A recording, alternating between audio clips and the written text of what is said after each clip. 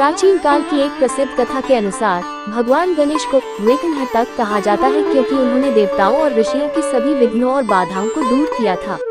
एक बार की बात है, देवताओं ने भगवान शिव से प्रार्थना की कि वे उन्हें विघ्नों से मुक्ति दिलाएं। सभी देवता परेशान थे क्योंकि जब भी वे कोई शुभ कार्य करने का प्रयास करते तो कोई न कोई विघ्न आ जाता। भगवान शिव ने इस समस्या के समाधान के लिए अपने पुत्र गणेश को चुना।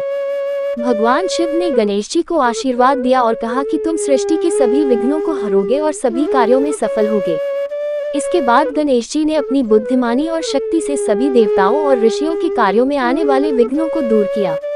उनके इस कार्य से सभी देवता और ऋषि बहुत प्रसन्न हुए और उन्होंने गणेश जी को विघ्नहर्ता की उपाधि दी। इस प्रकार से भगवान गणेश को विघ्नहर्ता कहा जाने लगा क्योंकि वे सभी विघ्नों को हरने वाले और शुभ कार्यों में सफलता दिलाने वाले हैं। उनके आशीर्वाद से कोई भी कार्य बिना किसी बाधा के संपन्न होता है। इसीलिए लोग किसी भी शुभ कार्य की शुरुआत गणेश जी की पूजा से करते हैं ताकि उनके कार्य में कोई विघ्न न आए और वे सफलतापूर्वक संपन्न हो जाए।